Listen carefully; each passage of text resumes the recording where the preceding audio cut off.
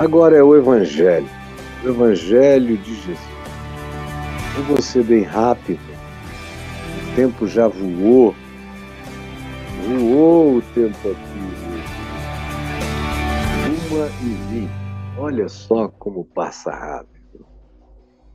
Eu tenho, como já disse, o tema proposto, a ressurreição dos mortos-vivos. Por quê? Porque é um conceito de Jesus. Foi Jesus que, quando chamou um homem para segui-lo, vem, segue-me, vem comigo. O homem disse: Senhor, permite-me primeiro sepultar meu pai. Com isso, significando, não que o pai dele estava doente, muito fraquinho, para morrer de hoje para amanhã, ou na semana que vem, não. O que o moço estava dizendo é: eu quero te seguir, mas só vou te seguir depois que meu pai morrer. Porque meu pai não entenderia que eu deixasse a família para te seguir. Então, deixa-me primeiro sepultar o meu pai, aguarda até a morte do meu velho. Quando ele morrer, eu vou até torcer para isso acontecer logo, eu vou te seguir. E Jesus olhou para ele e falou algo que dificilmente ele tenha entendido. Jesus disse: deixa os mortos sepultarem os seus próprios mortos. Quanto a ti, vem e prega o reino de Deus. Deixa os mortos sepultarem os seus mortos. O que é que Jesus está dizendo com isso? Está cheio de gente andante, funcional, vivendo aqui na Terra, pessoas que se formam em engenharia, em arquitetura, em tecnologia da informação, em pedagogia, em filosofia, em teologia, em contabilidade, no que você quiser, nesse universo de alternativas, de opções profissionais, nesse caleidoscópio de alternativas profissionais crescentes na nossa geração. Gente que é capaz de funcionar bem, porque Paulo tem um outro conceito, que é o conceito dos bonecos de carne. Quando ele diz em 1 Coríntios, no capítulo 2, que tem aqueles que são só homopsíquicos. É gente só almática, só psíquica, são pessoas de pulsão, que não tem nenhum autocontrole, não tem vida no espírito. Eles são só pulsões psíquicas. Deu raiva, explode. Se emocionou, chora. Teve vontade de pegar, pega. Não tem ninguém vendo, leva. É assim que muita gente vai vivendo. E eu ousaria dizer que, infelizmente, a maioria da humanidade vive assim.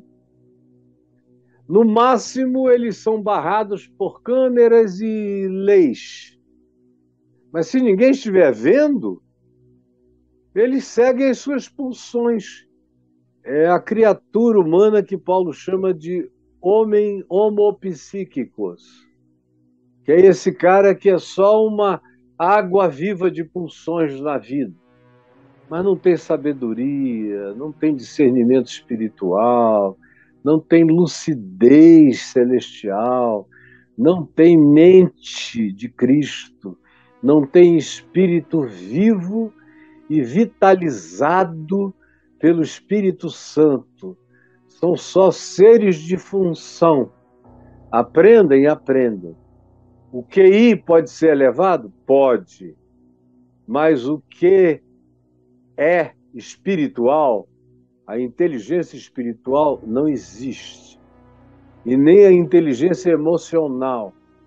Existe só o QP, que é o coeficiente psíquico, ou coeficiente pulsional.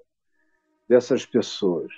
E que Paulo também chama, no mesmo texto, ele anda um pouquinho mais, e chama de carnais, que literalmente é a expressão bonecos de carne. Vocês são só seres androides, máquinas solares, mas não têm discernimento em Deus. Vocês confessam o nome de Jesus e são religiosos, mas o que funciona em vocês não é o domínio do espírito. Quem controla a vida de vocês é a pulsão mamífera, é a pulsão predatória, é o bicho que usa a inteligência para conceber o mal, para tramar o mal. E não passa de um ente de funções orgânicas, psíquicas, neurais, com todas as capacitações e potências de natureza físico-orgânica, mas o ser humano é muito mais do que só isso. Isso aí é um Ken ou uma Barbie de carnes e que não tem a luz do espírito em si. Então, ressurreição dos mortos-vivos é um tema mais do que pertinente. Como Paulo também diz, escrevendo aos Efésios, no capítulo 2, dizendo: vós estáveis mortos. Ou, simplificando, vocês, eu, todos nós, estávamos mortos nos nossos delitos, que são escolhas deliberadas de cometer o mal. Isso é delito. Tem a ver com deliberação. É aquele pecado concebido, é aquela maldade engendrada, é aquela perversidade elaborada, definida, preconcebida, pensada e praticada contra o próximo ou contra os outros. Isso é o delito. Estávamos mortos nas nossas escolhas de morte e nos nossos pecados intrínsecos. E aí ele já está falando da amartia, daquele pecado presente na natureza intrínseca da gente e que é frequentemente ilustrado pela ideia de uma flecha que aparenta estar reta e perfeita, mas se tiver um desvio de 1 milímetro para a direita ou para a esquerda, mesmo que os seus olhos não notem, quando você puxar do arco e a atirar, a cada metro de distância, maior será o distanciamento do alvo. Porque quanto mais distante do alvo, maior é o desvio.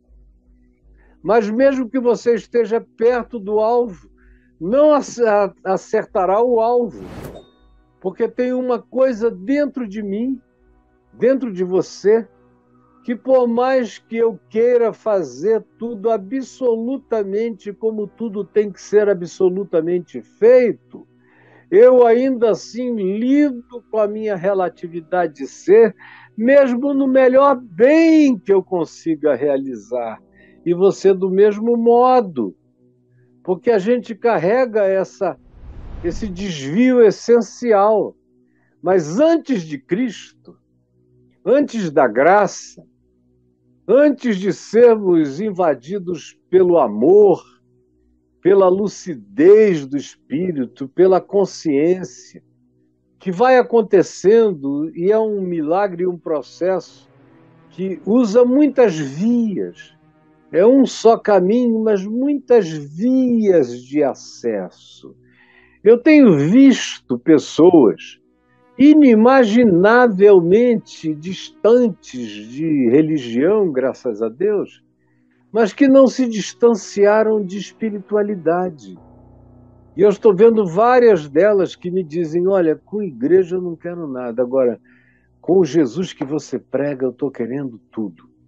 Eu não estou perdendo nada. E são milhares e milhares que vão crescendo, aumentando e me dizendo isso. E vão sendo vivificados pelo amor, pela alegria, pela paz, pela bondade, pela fidelidade, pela justiça, pela mansidão, pelo domínio próprio. São pessoas que vão praticando o fruto do Espírito Santo sem doutrinação, elas só se renderam à escolha de desenvolverem um caráter capaz de amar e de perdoar. Essa foi a decisão. Algumas vieram a saber melhor de Jesus por mim depois, mas eu já as encontrei prontas no coração. Ao passo, e contrariamente a isso, que está cheio de gente que vive com o nome de Deus, de Jesus, o tempo todo na boca e que estão mortas nos seus delitos, nos seus pecados, como aqueles fariseus a quem Jesus confrontava, aqueles religiosos que não faltavam à reunião no templo, mas eles estavam dentre aqueles que Jesus dizia que estavam mortos e que deveriam sepultar os seus próprios mortos. Paulo diz em Efésios 2, ele, porém, nos deu vida. Ele, porém, nos deu vida, estando nós mortos nos nossos delitos e pecados. Ou, como ele também diz, levanta, ó tu que dormes, desperta, ó tu que dormes, desperta, ó tu que dormes. Levanta-te de entre os mortos e Cristo te iluminará. Então, esse conceito de as pessoas existirem mortas, apenas funcionais, está presente para todo lado. É um axioma de Jesus, contra o qual você não deve se insurgir, em relação ao qual você deve pensar bastante e olhar para o coração e ver quais são os sinais da vida de Cristo em você. Você expressa os sinais do Adão, do velho homem morto em delitos e pecados, ou você expressa os sinais do segundo Adão, que é Jesus, que é Espírito vivificante, que me vivifica, que vivifica você, que vivifica quem crê. Isso não tem nada a ver com ideologia de nenhuma natureza, é quem crê. E aí eu tenho aberto aqui na minha mão um texto absolutamente clássico de ressurreição, que é João 11. E eu vou ler só do verso 32 para frente. Tinham mandado dizer que Lázaro, amigo de Jesus, irmão de Marta e Maria, tinha morrido. Estava muito doente para morrer, para Jesus correr para Betânia. Mas Jesus ainda ficou mais 2 dias no lugar onde ele estava. E não foi. Só saiu de lá 2 dias depois. Era uma viagem de 2 dias. E ele chegou 4 dias depois. E Lázaro estava podre. E aí, a irmã dele, Marta, vem, tem um diálogo com Jesus. Jesus disse, olha, calma. Eu sou a ressurreição e a vida. Quem crê em mim, ainda que morra, viverá. Ela tenta escatologizar o que Jesus disse. Eu sei que ele vai ressuscitar a ressurreição do último dia. Aí fica querendo conversar escatologia, mas em Jesus as escatologias são realizadas. Jesus é a escatologia ambulante, é a escatologia presente, é a escatologia cumprida. É uma ressurreição que acontece porque ele é a ressurreição. Não tem que esperar o dia da ressurreição. O dia da ressurreição é o dia em que Jesus diz: vive. E eu vivo. Então, depois dessa tentativa tola dela de discutir escatologia do último dia, Jesus disse: não, olha, vai, cadê a tua irmã? Ela foi correndo, chamou Maria. Maria não tinha essas teologias, nem essas escatologias.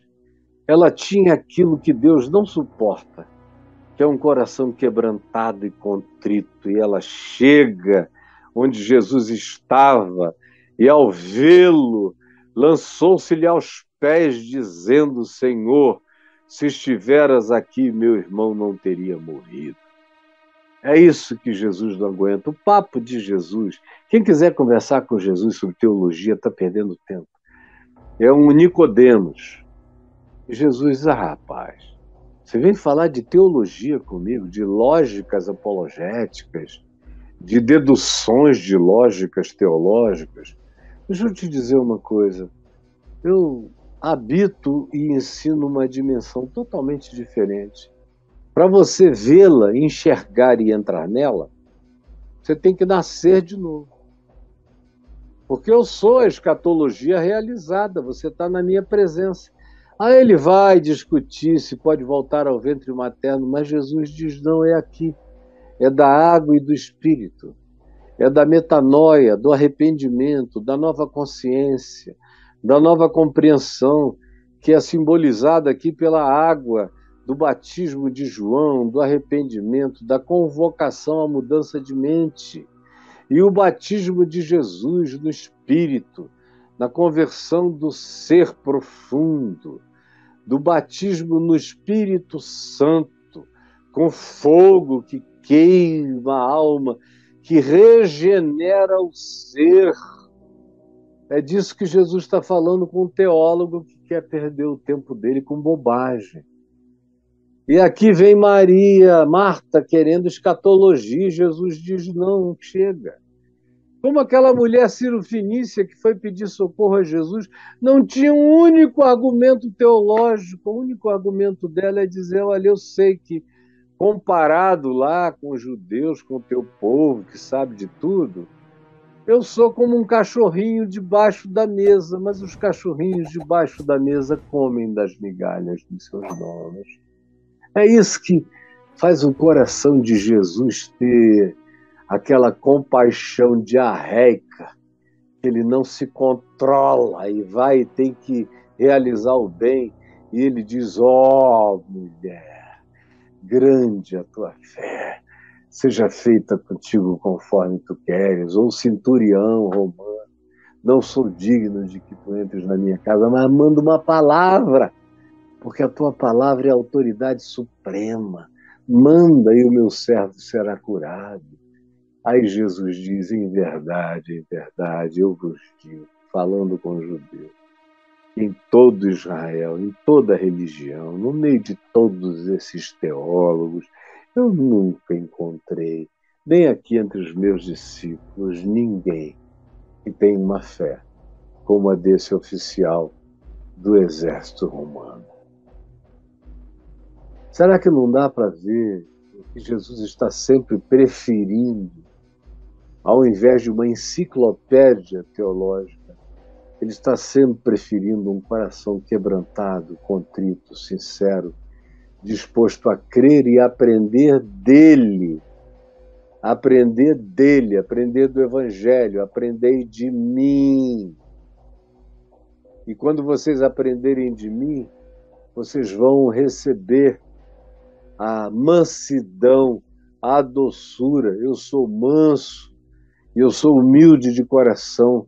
Vocês vão aprender o Evangelho e o coração de vocês vai refletir o meu caráter, manso e humilde. Dito isto, quando ela se jogou aos pés de Jesus, a Maria, Jesus, vendo-a chorar, foi vendo Maria quebrantada, e bem assim os judeus que a acompanhavam chorando, ele agitou-se no espírito e ficou comovido. Quem quer que olhasse para ele sentia a comoção chegando a ponto que o que se diz é o seguinte: e perguntou Jesus: onde o sepultastes? Porque uma coisa fundamental é saber aonde é que os nossos mortos estão sepultados. Onde é que os seus mortos estão sepultados?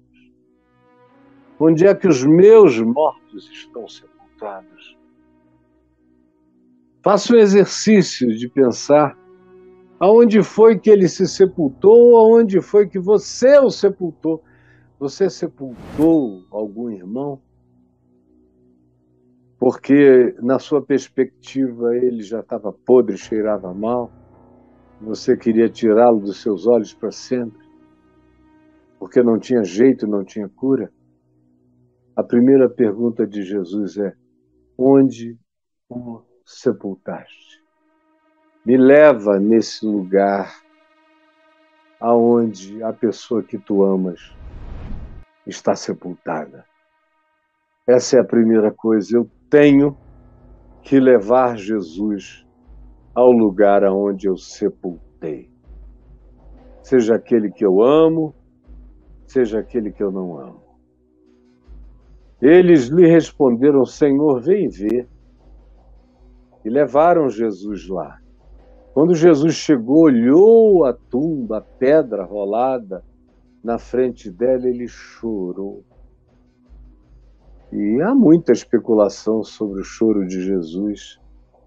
O texto grego que designa a palavra chorou aqui é aquela que fala de um choro indignado, um choro tomado daquela ira contra o poder da morte. Ele chora aquela lágrima dos guerreiros que têm o poder de vencer a covardia. E ele se revolta contra a morte. Não que a morte mate alguém, mas porque um ser humano tenha que experimentar isso e experimentar cada vez de maneira mais trágica.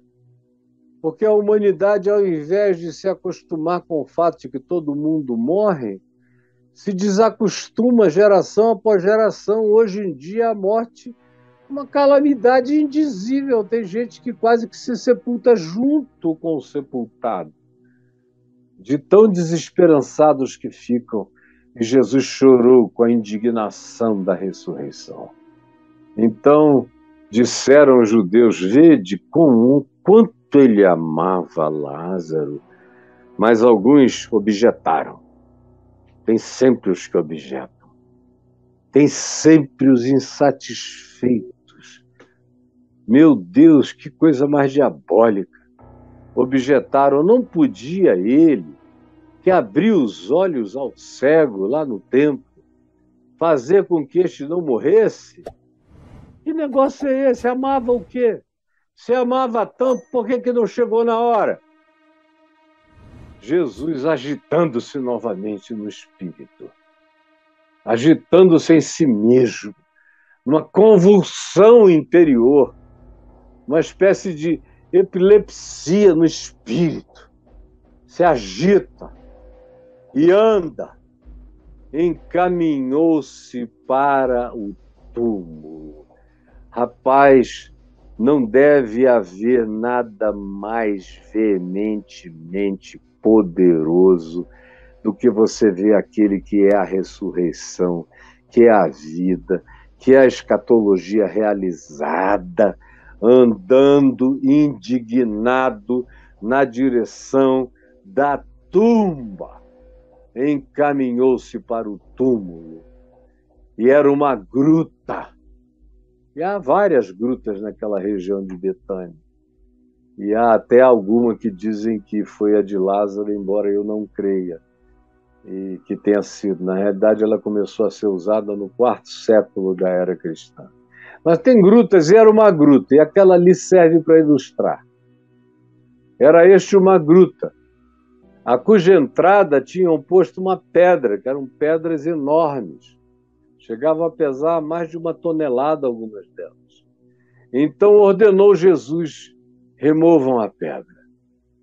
Mas Marta, que é essa mais racional, que discute teologia, que discute escatologia, que tem o cérebro bem na frente do coração, bem adiante, diz Marta, irmã do morto: Senhor, olha, não convém, está podre, já cheira mal, já é de 4 dias. Você sabe o que acontece com um morto de 4 dias?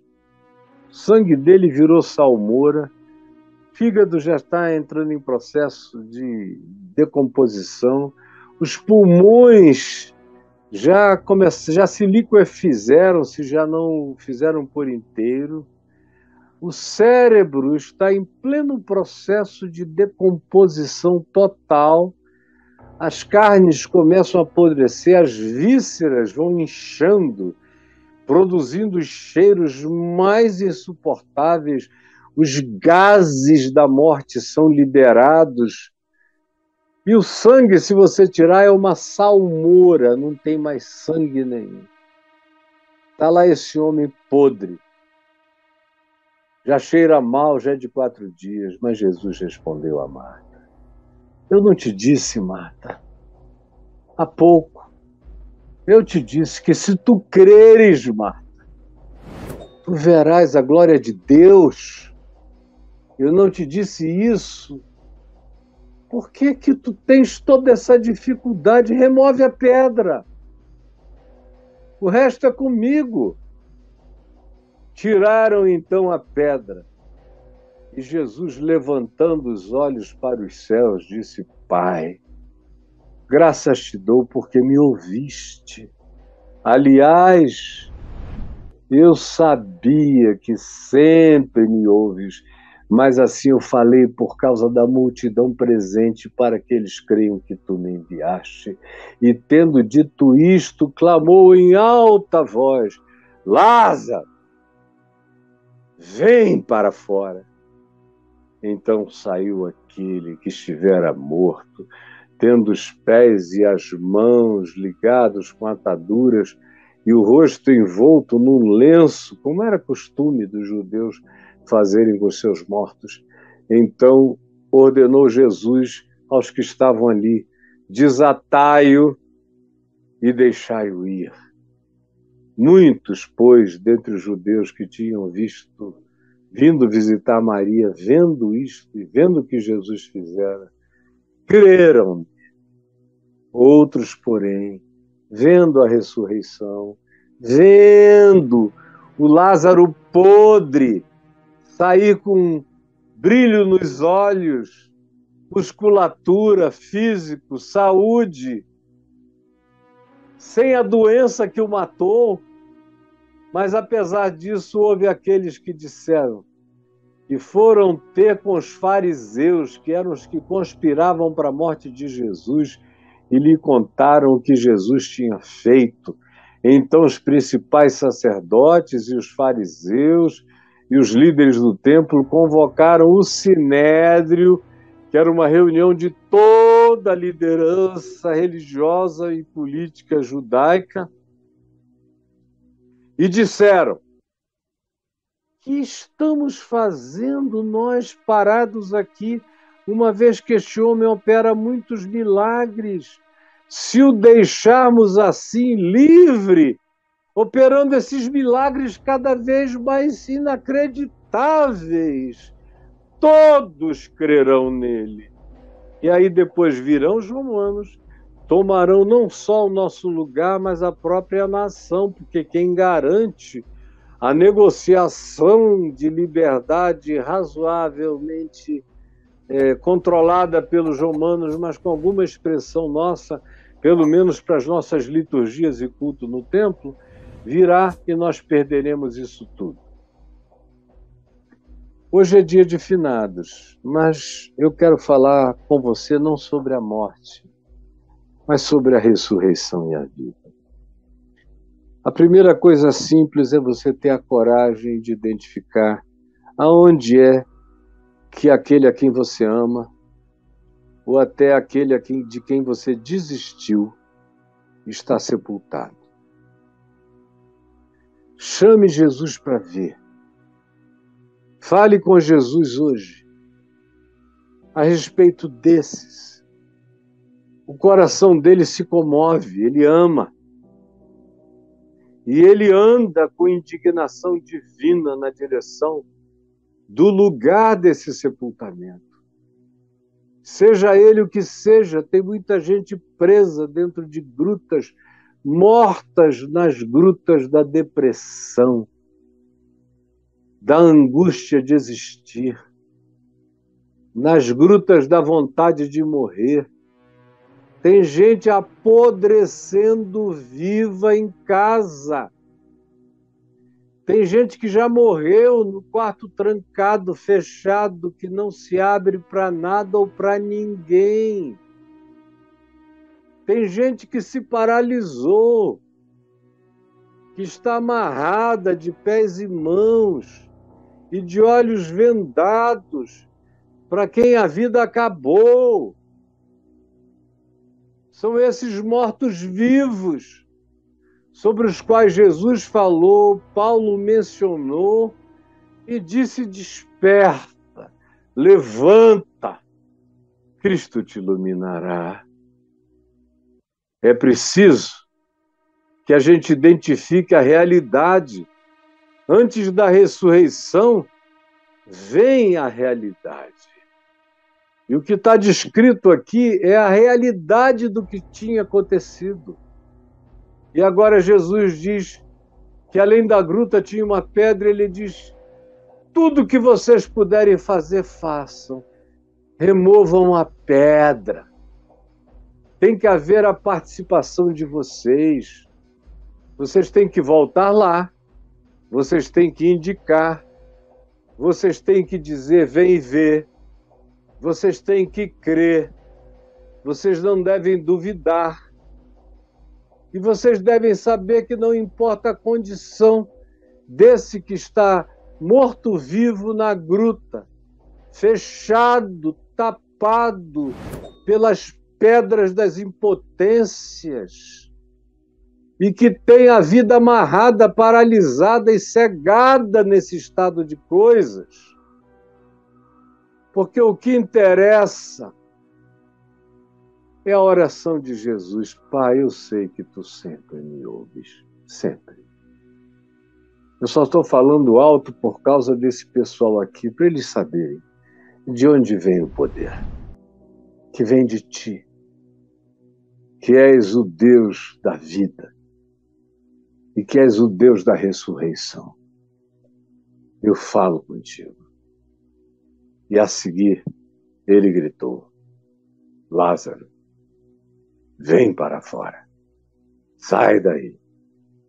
E esse é o milagre que, na simplicidade do dia de hoje, porque faz tempo que eu não falo com vocês nada mais simples do que eu estou falando agora. Mas é a minha esperança que nessa simplicidade Lázaro venha para fora. A minha esperança é que nessa simplicidade Lázaro venha para fora. Vem para fora, Lázaro. Vem para fora, Lázaro. Repita comigo: vem para fora, Lázaro. Agora coloque o nome da pessoa a quem você sepultou e que já cheira mal e que já está podre num estado irreversível e que ninguém acredita mais na recuperação dela. Chame-a pelo nome e diga: vem para fora. Vem para fora. Vem para fora em nome de Jesus. E coloque essa minha mensagem para ser ouvida nas grutas dos deprimidos, nas grutas dos hospitais dos moribundos, nas grutas dos enlutados que querem morrer junto com o morto, com o filho, com a filha, com o marido, com a mulher. Coloquem essa mensagem para tocar nas grutas dos que perderam o ânimo de existir, de viver, e que estão esperando a morte chegar. Só isso. Esperando a morte chegar, como diria o Raul Seixas. Milhões que não têm nenhuma razão para viver, que não têm nenhuma causa para se colocar em pé, e já se deitaram na cama gelada da morte, estão apenas esperando a morte chegar. Em nome de Jesus eu te digo, vem para fora. Vem para fora. E aí você vai ajudar. Você vai ter que desatá-lo, isso vai tomar tempo, isso vai tomar cuidado, amor, carinho, atenção, desamarrar, ter paciência, porque às vezes desatar esses nós são complicadas, são coisas complicadas, porque já tem muito tempo, já ficou nó cego. Corte, se não der para tirar, mas liberte. Chame para fora, como Jesus fez. Chame para o sol. Chame para o banho. Tem gente que está sem tomar banho, trancada dentro de um quarto há meses. Tem outros que vão ficando com aquele cheiro de doença mental que eu sinto desde garoto. Quando eu digo garoto, é desde pastorzinho jovem. Eu entrava nos lugares, eu sentia cheiro de nhaca de possessos, tanto quanto eu sentia cheiro de esquizofrenia ou de outros distúrbios cerebrais que acabam alterando a química orgânica e fazem o indivíduo exalar cheiros. Mesmo aqueles que não estavam tomando remédio nenhum exalavam, e eu dizia às vezes para o meu pai, tem mais esquizofrenia aqui do que demônio. E havia outros que você olhava e eu sentia o cheiro da porta. E dizia, não, aqui a nhaca é demoníaca, e não dava outra. Tira da gruta, traz para o sol, leva para fora, leva para ajuda médica, cuida dessa pessoa, assista, faça-se envolver outra vez na vida real, porque é isso que essa pessoa está precisando. E deixa eu dizer uma coisa aqui para vocês. Olha só, deixa eu ver só uma coisinha. Ninguém vai a lugar nenhum, eu só estou com uma suspeita. Não, tá tudo certo. Aqui no meu Wi-Fi, tá tudo legal. Opa, fiz besteira, Braulio? Fiz besteira, Braulio? Estamos no ar, Caio, tranquilo, tranquilo. Seu áudio está chegando, bom, sua então. câmera já voltou. A câmera já voltou, essa de cá? Voltou, ela tinha saído, né? Mas é porque você Fui pensou eu que travou, você pensou que travou a imagem, não travou.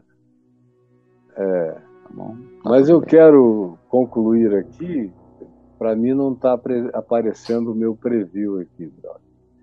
Então vou falar para cá. Eu só quero concluir dizendo que você vai precisar fazer parte. Esse trabalho de desatar e de deixar ir envolve atenção, carinho, medicação, ajuda, psicoterapia, exercício físico, suor, mar, praia, ar, cachoeira, rio, andar descalço, sentir o mundo de novo. Você veja que coisa interessante no capítulo 12, depois da ressurreição, se diz assim: 6 dias antes da Páscoa, foi Jesus outra vez para Betânia, a casa lá onde Lázaro estava com as suas irmãs. Lázaro, a quem ele ressuscitara de entre os mortos, e disse-lhe, pois ali, e deram-lhe, pois ali, uma ceia, um banquete. Marta servia, ela adorava servir, sendo Lázaro um dos que estavam sentados à mesa. E aí tem uma coisa linda, Maria pega uma libra de bálsamo de nardo puro e derrama precioso e unge os pés de Jesus e os enxugou com os seus cabelos. E a casa se encheu de perfume de bálsamo. O lugar do qual eles tiraram o corpo, porque já cheirava mal, agora se enche do perfume do bálsamo. E o morto está comendo e bebendo à mesa. Esse é o objetivo. É o objetivo dessas ressurreições de mortos-vivos. Você está me entendendo? Esse é um dos objetivos dessa ressurreição de mortos-vivos. É colocá-lo de novo à vida, na mesa, no ar livre, no sol, no banquete, no vinho, na boa comida, no louvor, na doxologia de Maria, cultuando a Jesus com o nardo puro, enxugando com os seus cabelos. É o dia da alegria, da celebração. E eu espero de todo o meu coração que você tome posse dessa esperança e que você trabalhe por ela e que você siga essa jornada. Leve Jesus até o lugar do sepultado e vá obedecendo a palavra dele. E creia que ele é a escatologia consumada. Ele é a ressurreição e a vida. E aquele que crer nele, ainda que morra, viverá eternamente. E todo aquele que vive e crê nele, não verá a morte, passará da morte para a vida. E Jesus pergunta: tu crês isto? Jesus, ajuda-nos a crer nessa palavra tão simples, mas de milagre tão assustador e inusitado. Nós temos, porém, milhares e milhões de Lázaros sepultados nas grutas da agonia, da putrefação, da desesperança, da desistência da vida, da tristeza do existir, do luto, lutos os mais variados, lutos de morte, lutos de gente viva que não ama, lutos diversos, dores imensas, lágrimas de perdas, confissões de falência. Eu quero te pedir, Jesus, que na singeleza dessa palavra e desse Espírito, sem afetamentos, porque tu não és afetado,